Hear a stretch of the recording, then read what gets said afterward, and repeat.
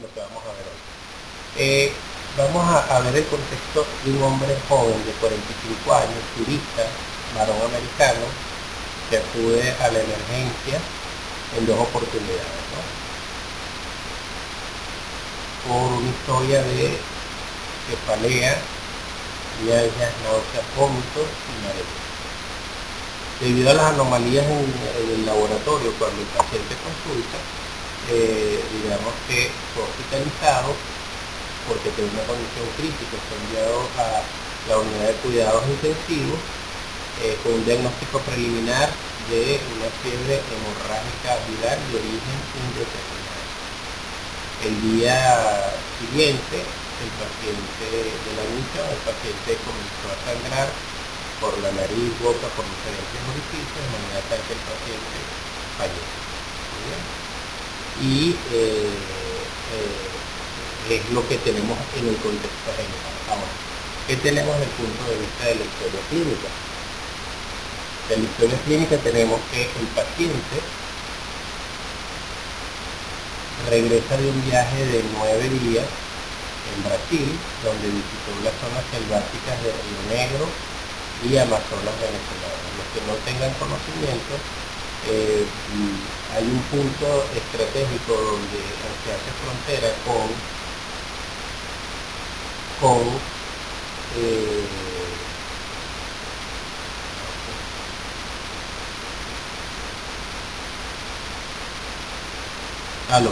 vamos a tratar de...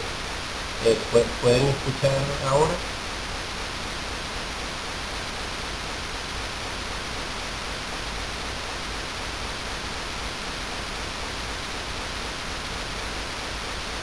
Entonces, hay un punto estratégico donde están los tres puntos fronterizos entre Venezuela, Colombia y Brasil, y hay accesibilidad, digamos, por alguna manera de poder llegar a Castillo, ¿no?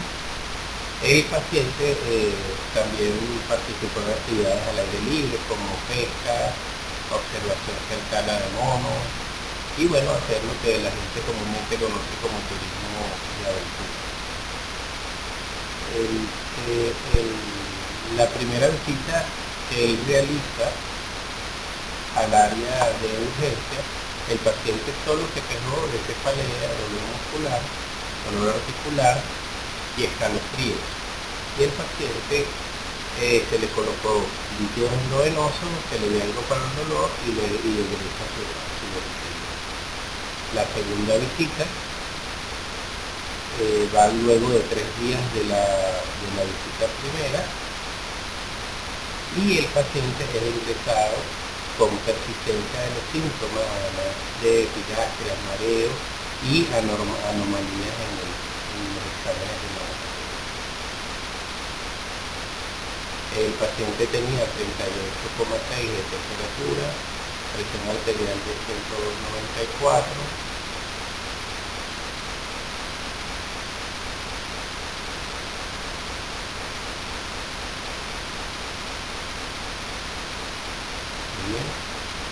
Presión arterial de 194, 74, perdón, y ictericia, hepatomegalia dolorosa y orina oscura.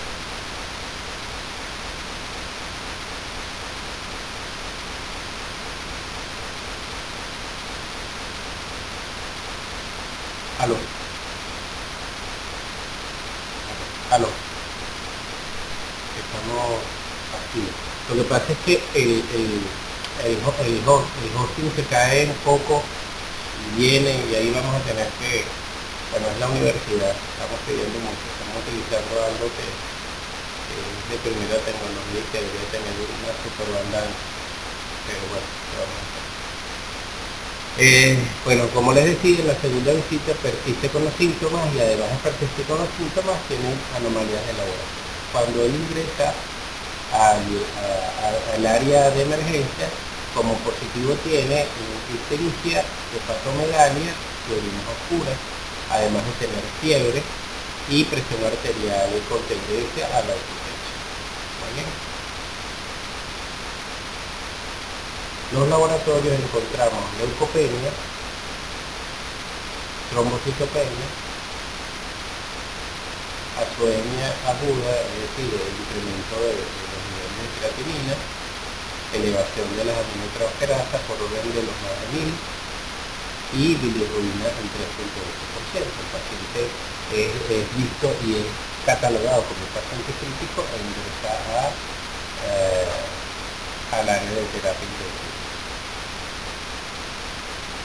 En el análisis durante el tiempo podemos ver lo siguiente. Del día 0 al día 9 el paciente viaja entre Venezuela y Brasil. Del día 12 el paciente realiza la primera visita en la emergencia con los síntomas de cefalea, escalofrío, mialgia y artralgia. El día 15, es decir, 3 días después, realiza la segunda visita con signos con manifestaciones y alteraciones del laboratorio y luego ingresa a terapia intensiva donde el paciente sale. Si resumimos los problemas utilizando un diagrama de Venn, podemos decir que el paciente tenía una condición febril aguda asociada a una condición de ictericia y con evidentes signos de hemorragia, por lo cual el paciente presenta los problemas y tratamos de hacer una visión en conjunto, diríamos que es una condición febril hemorrágica, y esa es la condición en la cual lo vamos a tratar de centrar un poco en estos momentos. ¿Cuáles son las entidades o las enfermedades que pueden causar este tipo de situación? Fiebre amarilla, leptospirosis, malaria y las hepatitis virales que sean de nuestro interés. Que sean de nuestro interés implica que son enfermedades infecciosas y que son enfermedades que eventualmente pueden tener algún tipo de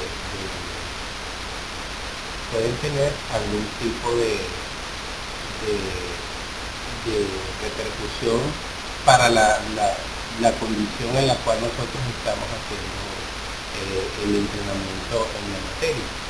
No quiere decir que no puedan existir estos subconjuntos de enfermedades, por supuesto, se pueden ir enfermedades del tejido conectivo que muy bien pueden desarrollar la misma patología, enfermedades del punto de vista neoplásico, que también pueden desarrollar más o menos un desenlace, digamos, tan abrupto como este. Lo importante de poder establecer una línea, fíjense que cuando hacemos una línea, tomando en cuenta el tiempo, vemos que es una condición sumamente agresiva y menor a 15 días.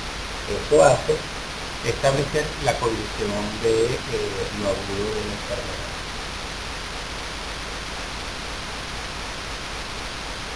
Muy bien, entonces, con base en eso, vamos a tomarlo como pretexto para nosotros poder hablar de una condición bastante importante, que es la fiebre amarilla.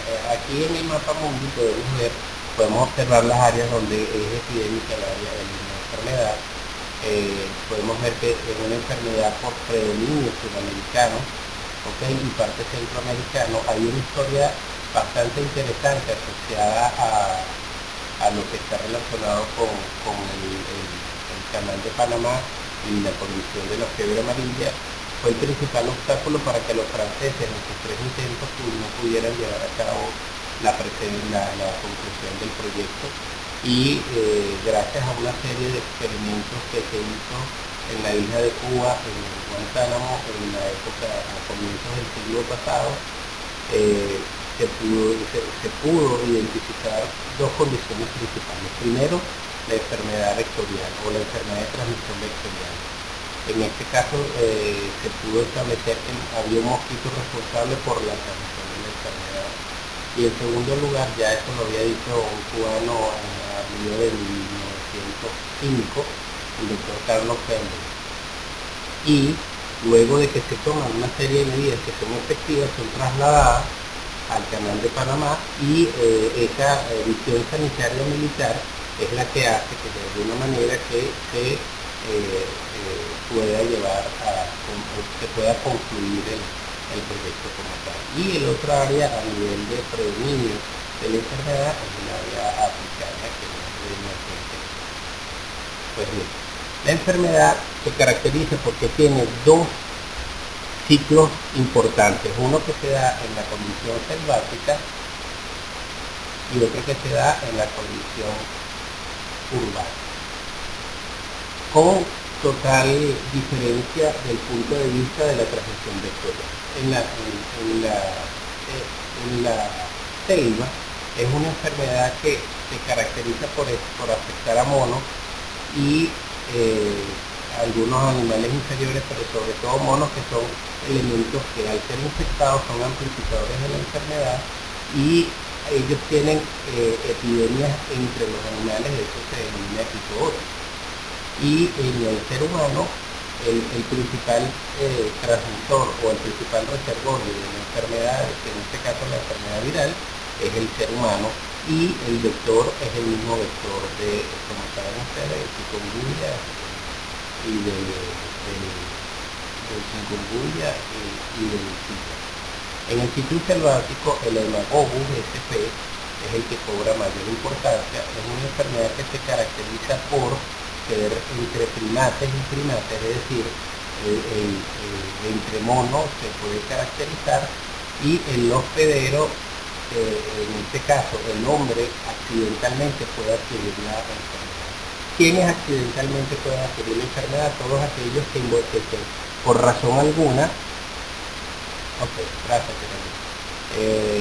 por razón alguna se involucre en la selva por una condición de oficio, por una condición recreativa, es decir, por cualquier tipo de actividad. Es característico en las personas que trabajan en la madera, es decir, en los leñadores, en los que por alguna circunstancia explotan ese recurso, en las personas que hacen carreteras, en las personas que tienen que hacer levantamientos topográficos de terrenos, en médicos, en enfermeros que van directamente a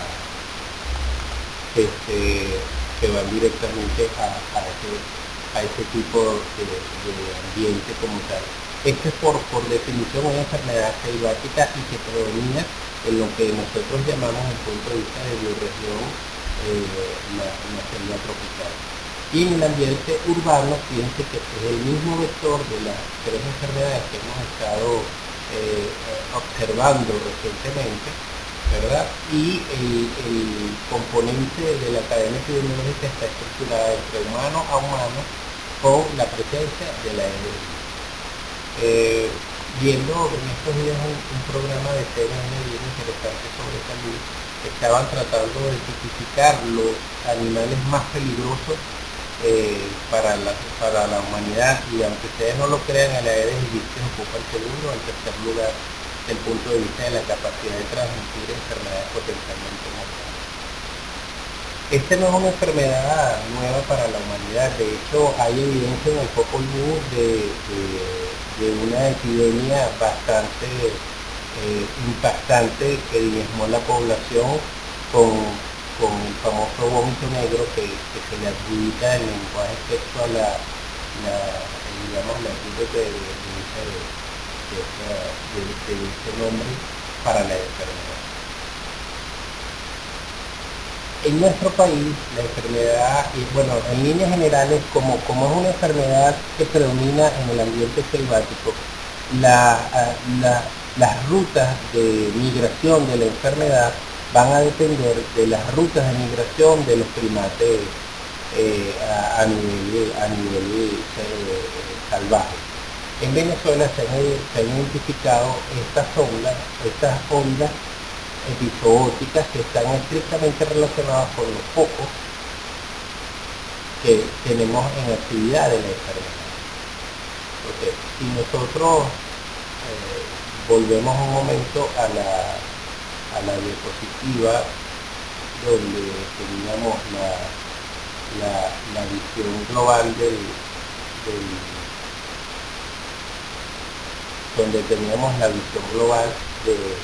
del mundo, haciendo un zoom, nosotros aquí podríamos ver que en Trinidad y Tobago es uno de los lugares donde hay actividad de la enfermedad, o la enfermedad está constantemente activa y es una de las rutas de migración. De hecho, en nuestro país se han evidenciado recientemente, en los años 2004 2004 a 2006 una epidemia con 22 casos de fiebre hemorrágica selvática, con un total de 20 muertos y más de 44 casos. Eso lo pueden buscar en los análisis epidemiológicos como tal. ¿Bien?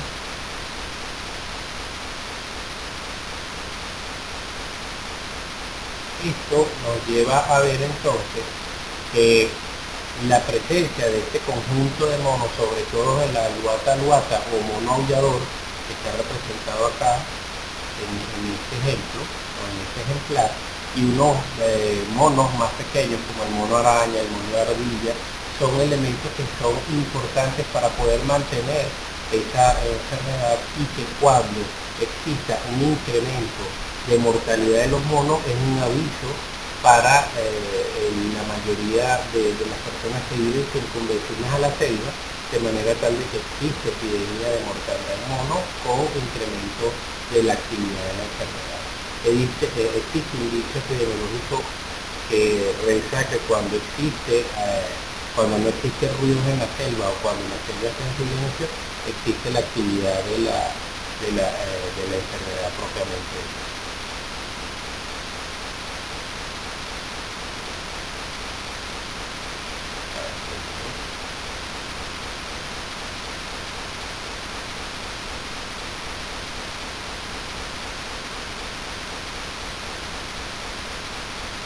Ahora, vamos a hablar de los focos que tenemos. El primer foco que nosotros tenemos establecido está relacionado a la selva que está hacia el sur del lago de Maracaibo, que es toda esta área que está acá. Existe otro foco que es un foco occidental, no tanto occidental, pero que está reflejado hacia todo lo que es el piedemonte andino, el estado Apure, parte del estado Barinas, que estaría más o menos integrado por esta amplia zona y que está contigua con la selva, que es una selva que se llama de San Camilo, que es de donde proviene el nombre, y que compartimos con Colombia.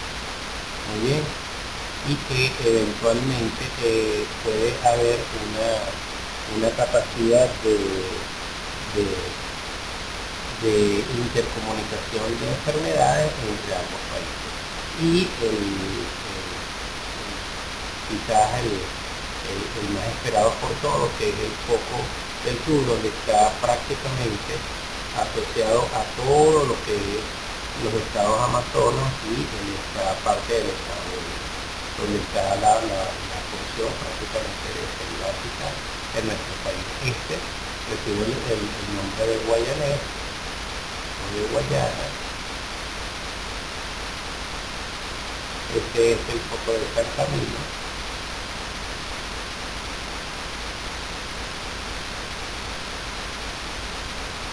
Y este es el foco del sur del lago. Son los tres focos activos de la...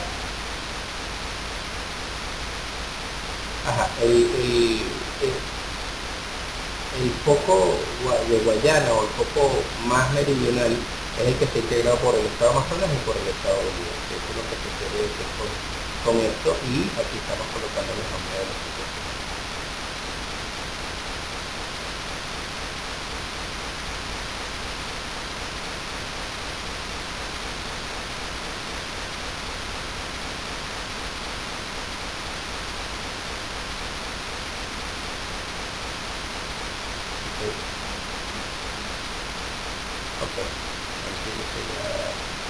Esto puede que pase en una o en varias, dos o tres variables.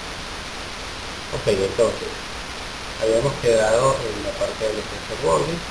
¿Y cuáles son los síntomas que presenta la enfermedad? Bueno, los síntomas que presenta la enfermedad están caracterizados por lo que nosotros habitualmente conocemos: la fiebre y la parte hemorrágica y la ictericia.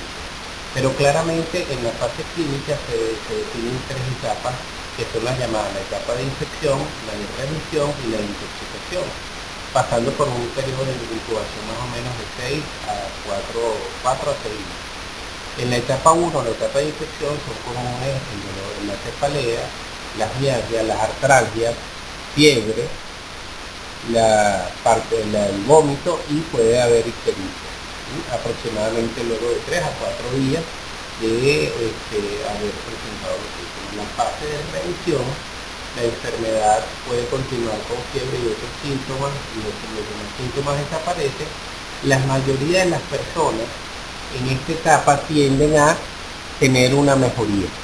Y hay un grupo de personas que vuelve a tener síntomas, que son los que van hacia la fase de complicación de la enfermedad, que van hacia lo que nosotros llamamos la fase de intoxicación o la etapa 3, donde se presenta una falla de múltiples órganos, falla cardíaca, renal, hemorragia, vómitos y la causa de la mortalidad de la persona en líneas generales. Hay un porcentaje que no es despreciable, que es más o menos el 40 o 50% de las personas que pueden tener una presentación asintomática de la enfermedad, y un 30% de las personas pueden llegar a presentar la etapa 3, por lo tanto es una enfermedad que tiene bastante impacto y que puede llegar a causar bastante mortalidad, aunque hay un gran grupo de personas que la pueden más o menos mantener y sobrevivir, ¿no?, a la condición de la enfermedad propiamente física. Si lo dividimos por las tres etapas, tomando en cuenta los días, tomando en cuenta los síntomas, los signos y eventualmente la posibilidad de realizar diagnóstico, podríamos decir que durante la etapa de infección, que son los primeros días, hay un inicio brusco de la enfermedad, hay fiebre, hay cefalea, dolor muscular, náuseas, vómitos, los signos más importantes: hay inyección cognitiva, dolor abdominal y hay bradicardia relativa. Estos se llaman signos de Paget. Fíjense, ¿qué es lo que significa una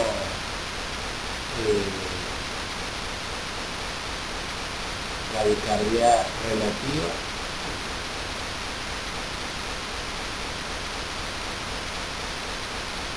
Está establecido que por cada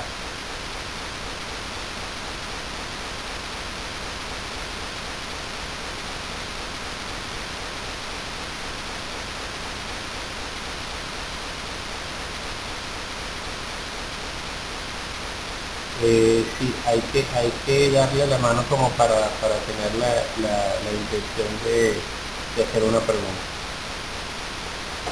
Ok, ajá, Geraldine. Ok, dime, Mariana.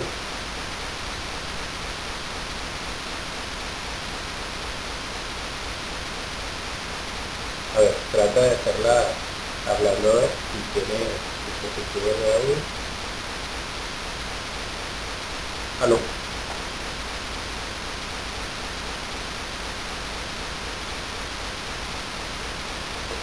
¿Aló?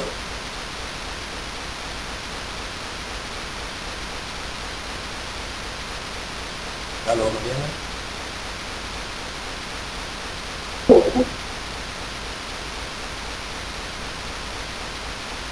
A ver, ¿aló, Mariana?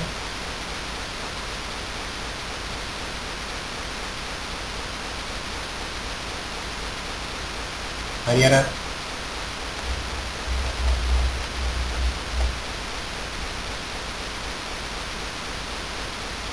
¿Aló?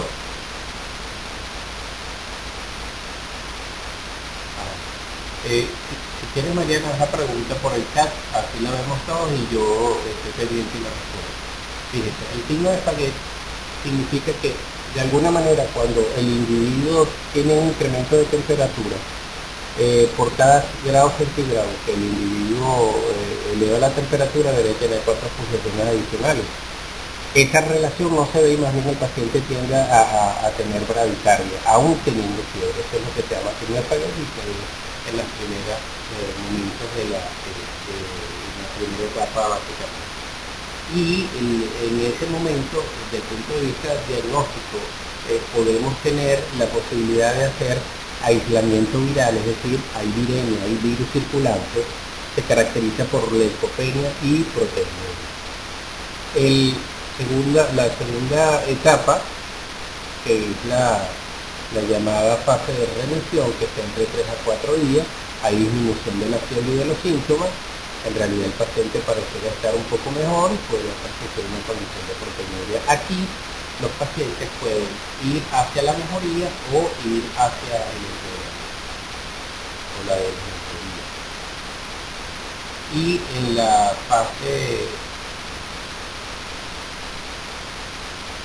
de entre 4 a 10 días, que es la fase tóxica, el paciente revive el problema febril, hay vómitos, hemorragias, ansiedad, falla de múltiples órganos, el paciente se torna histérico, hay oliguria, hay shock, hay agitación, hay postración, hay condición comatosa y el paciente puede caer en una condición de múltiple falla de órganos, hay alteraciones hepáticas, alteraciones de coagulación, y el paciente eventualmente tiene la posibilidad de tener un desenlace fatal o tiene esa probabilidad. ¿Cuáles son los diagnósticos que eventualmente debemos hacer para pensar en algunas otras enfermedades, ¿no? Otras infecciones virales como hepatitis B, hepatitis D, hepatitis E, dengue, influencias, hemorragia por adenovirus, infecciones bacterianas, leptospirosis, infecciones tifoideas, tuberculosis, enfermedad parasitoidea, fiebre por riquexia, fiebre recurrente por garrapata, fiebre tipo Q, hepatotoxicidad por medicamento o por otro componente tóxico como tal.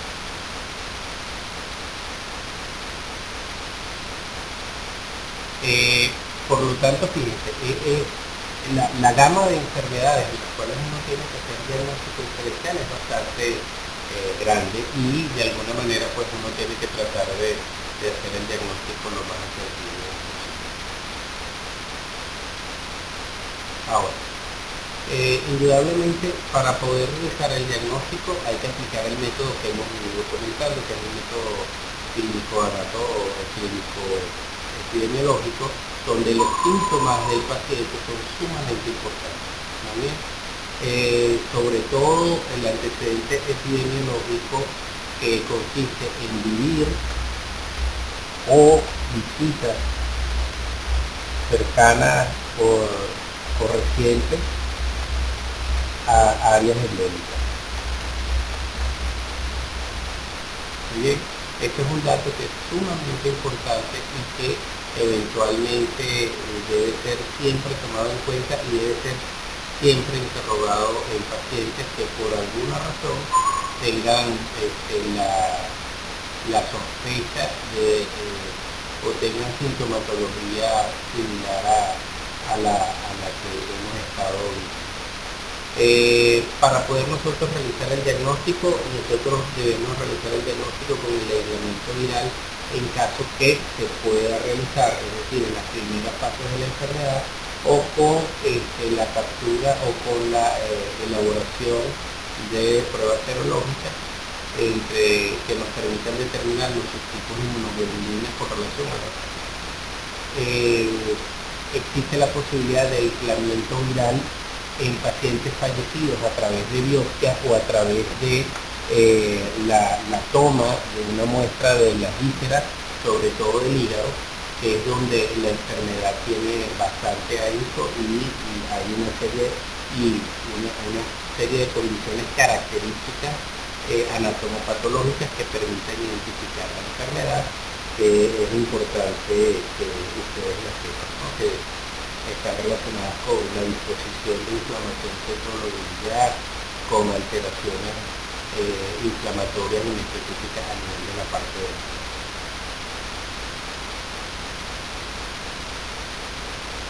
Pues bien, fíjense, el tratamiento, ¿no? El tratamiento de la enfermedad es totalmente sintomático.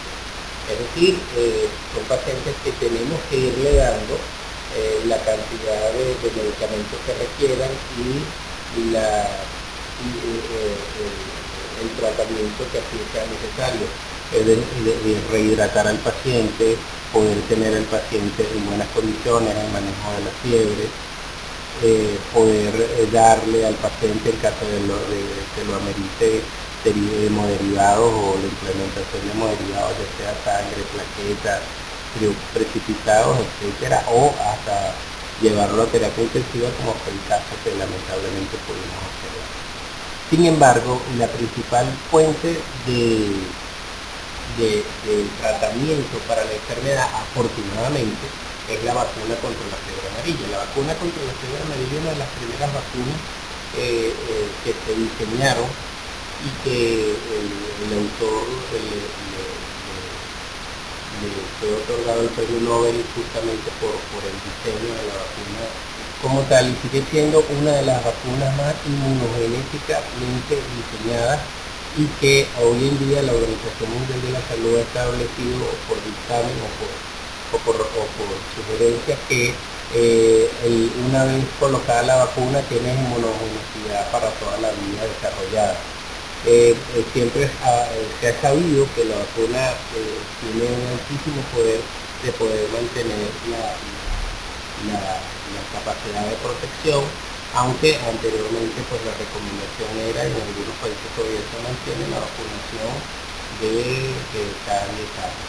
Fíjense, esta es una lámina bien interesante donde nos establece los porcentajes de cobertura de la enfermedad, de vacunación, perdón, en los países. Fíjense, en el Ecuador, que tiene selva amazónica, el 89%, en Argentina el 78%, en Paraguay el 79%, en Colombia el 88%, en Panamá 78%, en Brasil 74%, que sigue siendo el área donde mayor cantidad hay, digamos, un poco más extendido de la enfermedad de Latinoamérica. La parte de la selva boliviana, que también es importante, en Bolivia tiene un 81% de cobertura, en Venezuela el 73%, y en el Perú el 51%. Todos estos países tienen en común que compartimos la cuenca amazónica común. Es una dosificación que se le da al paciente mayores de 9 meses, mayores de 9 meses en el área periselvática. Debería ser una vacuna de carácter obligatorio. Existía restricciones de viaje para algunos de estos países, sobre todo el ingreso al Brasil debería uno llevar el cartón internacional con la vacunación. Sin embargo, por experiencia le digo que el año pasado me tocó viajar a unas conferencias en Sao Paulo, y en realidad no fue necesario el hecho de demostrar que tenía la vacunación, aunque había que tenerla de todas maneras, ¿no? La otra cosa que es sumamente importante como recomendación es que la vacuna debe ser colocada 2 semanas antes de ir al viaje, de manera tal de que se pueda lograr la capacidad de activación inmunológica y protección en el individuo. Las personas que van a visitar la cuenca amazónica, los estados que están dirigidos hacia el área donde existe la epidemia, son de carácter obligatorio en la vacunación, y las personas que van de alguna u otra manera a otros lugares como Río de Janeiro o Fortaleza, donde en realidad no son activas, no les piden el uso de la vacunación. Con esto quería dar como las primeras aspectos, de manera tal de que se pudieran tener una visión bastante global de lo que está relacionado con la fiebre amarilla.